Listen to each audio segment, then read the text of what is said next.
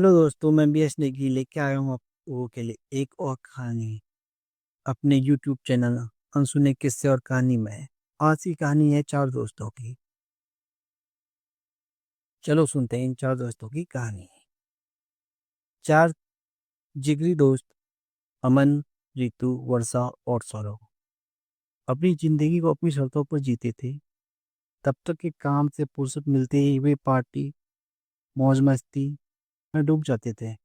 शराब, सिगरेट और नशे की लत ने उनकी जिंदगी को बर्बाद कर दिया था।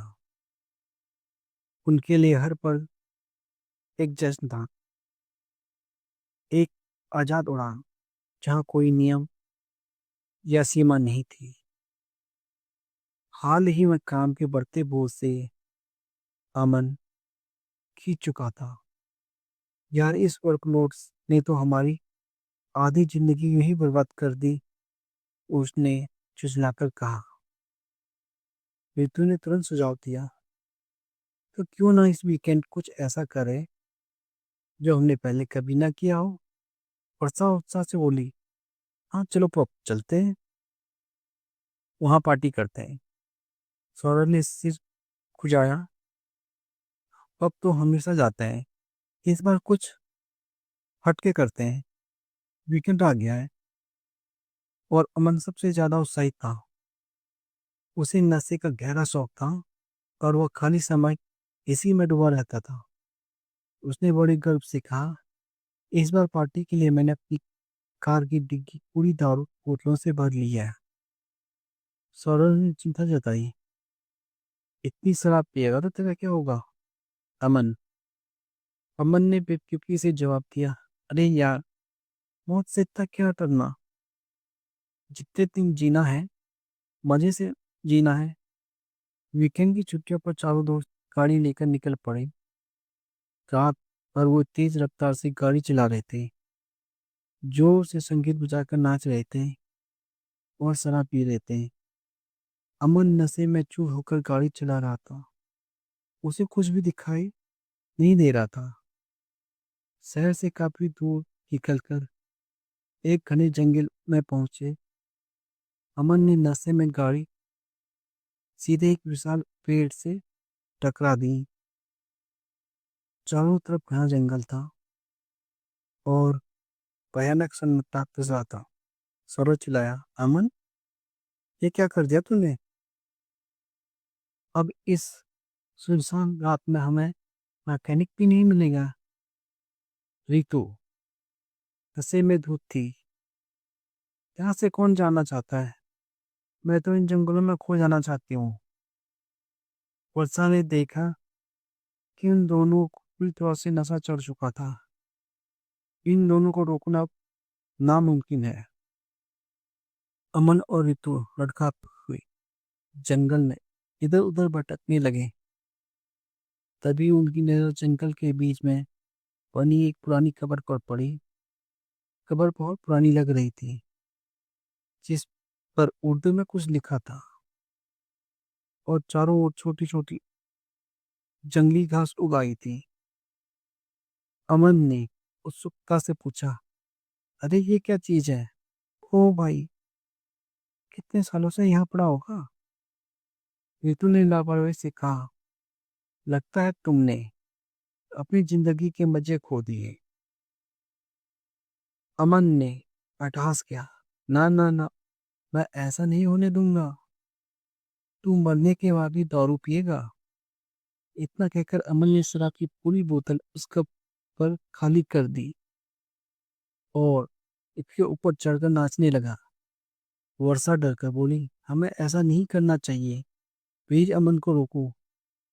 हमें नहीं पता ये कब कब्र किसकी है और ये इस जंगल में क्या कर रही है। सौरभ ने अमन को रोकने की कोशिश की, लेकिन वो रुकने को तैयार नहीं था। तभी कब्र के अंदर से अजीब सी आवाजें सुनाई देने लगी। रितु ने हंसते हुए कहा, अरे, दारू पीते ही इस मूर्ति में भी जान आ गई। तभी उस कब्र के ऊपर से कुछ आवाजें आने लगी, मानो कोई अंदर से जोर से धक्का दे रहा हो। अचानक वर्षा को लगा कि अमन के साथ उस कब्र पर कोई और भी खड़ा है और उन चारों को घूर रहा है। वर्षा चिल्लाई, ए वहाँ कोई है। अभी अभी मैंने वहाँ किसी को देखा है। अमन ने नशे में कहा, ए जो भी है सामने आओ। हमारी वर्षा मैडम तुम्हें अपना दिल दे चुकी है। तभी अचानक पास के एक पीपल के पेड़ की एक मोटी लट नीचे आई और अमन को अपनी गिरफ्त में लपेटते हुए ऊपर की ओर खींचने लगी। सभी डर गए। किसी को समझ नहीं आ रहा था कि यह क्या हो रहा है। अमन हवा में झूलते हुए चिल्लाया, देखो मैं हवा में उठ रहा हूँ।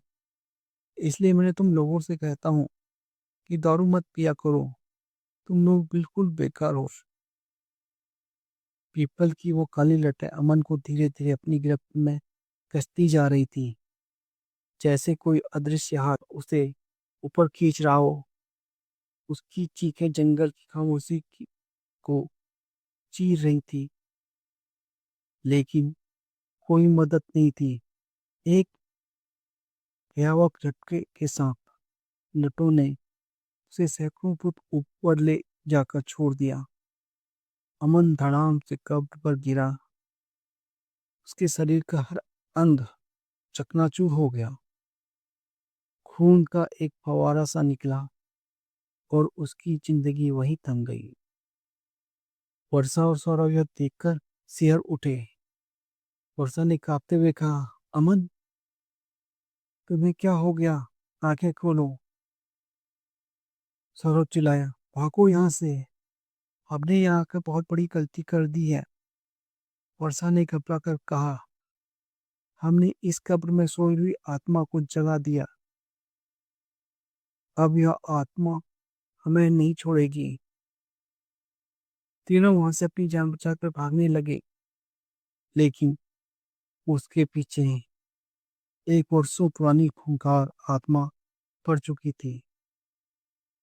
अचानक वहां तेज हवा चलने लगी, जिससे सारे सूखे पत्ते उड़ने लगे। तीनों एक दूसरे से अलग हो गए। ऋतु नशे में भागते हुए वापस उसी कब्र पर आ पहुंची। अरे मैं वापस यहाँ कैसे पहुंच गई? उसने हैरानी से कहा। तभी अमन के शरीर के बिखरे हुए हिस्से अचानक जुड़ने लगे और वो किसी खूंखार प्राणी की तरह खड़ा हो गया। वह ऋतु के पीछे भागने लगा। ऋतु ने चीख कर कहा, अमन होश में आओ, मैं तुम्हारी दोस्त ऋतु हूँ। लेकिन अमन ने दौड़कर ऋतु का गला पकड़ा। उसने उसे पेड़ के ऊपर खींच लिया और ऋतु की गर्दन एक नुकीली डाल में फंस गई। ऋतु का शरीर उस पेड़ से लटक गया और उसकी भी मौत हो गई। उसके शरीर से खून बहकर नीचे टपकने लगा। वर्षा जंगल में भागते भागते उसी पेड़ के नीचे पहुंच गई, जहां ऋतु की लाश अटकी हुई थी। उसने डरी हुई आवाज में पुकारा, सौरभ, ऋतु, कहाँ हो तुम दोनों? मुझे बहुत डर लग रहा है। तभी वर्षा ऊपर की ओर देखती है। वहां ऋतु की लाश लटकी पड़ी थी और उससे खून की बूंदें टपक रही थी। वो घबरा गई और चिल्लाने लगी, ऋतु, तू भी अमन की तरह हमें छोड़कर चली गई। अचानक ऋतु का पेड़ से लटका शरीर हिलने लगा। उसकी लटकी गर्दन सीधी हो गई और वह अपने हाथों से पेड़ को पकड़कर नीचे उतर आई। यह देखकर वर्षा पूरी तरह घबरा गई और वहां से भागने लगी। भागते हुए सौरभ से टकरा गई। वर्षा ने राहत की सांस ली। अच्छा सौरभ, तुम मिल गए। ऋतु ऋतु को भी अमन ने ही मार दिया, हम सब मारे जाएंगे, हमें यहाँ आना ही नहीं चाहिए था। सौरव ने कहा। चलो भागो यहाँ से, मैंने यहाँ से निकलने का रास्ता देख लिया, चलो मेरे साथ। वर्षा ने कांपते हुए कहा, मैं मरना नहीं चाहती, मुझे यहाँ से बाहर निकलना है। सौरव वर्षा का हाथ पकड़कर भागने लगा। उस अंधेरे जंगल में कुछ भी नजर नहीं आ रहा था, दोनों बस भागते जा रहे थे। तभी वर्षा ने देखा कि वह दोनों घूम फिर कर उसी कब्र के सामने आकर खड़े हो गए। सौरव, तुम इस जंगल से निकलने वाले थे ना? लेकिन ये कब्र तो बस, एक घबरा कर कहा। तभी वर्षा ने सौरव की ओर देखा। सौरव के चेहरे पर आंखें नहीं थी। बहुत देखकर वर्षा पूरी तरह घबरा गई। तभी सामने से अमन और रितु दोनों ही विपरीत रूप में उसकी ओर बढ़ते दिखाई दिए। अमन ने कहा, वर्षा, तुम तो वहां पेड़ पर लटकी हुई थी ना? वर्षा के दिमाग में भ्रम छा गया। सौरभ, रितु मर चुकी है, मुझे पता है। ये बात तुम्हें इस रितु ने बताया होगा। सौरभ ने डरी हुई आवाज में कहा, मुझे तो कुछ समझ नहीं आ रहा है कि सच में क्या है और क्या झूठ। तभी रितु ने सौरभ के गले पर हमला कर दिया। उसका खून पीने लगी।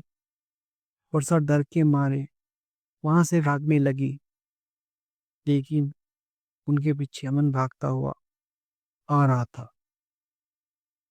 वर्षा का पैर किसी चीज से उलझ गया और वह वहीं गिर पड़ी।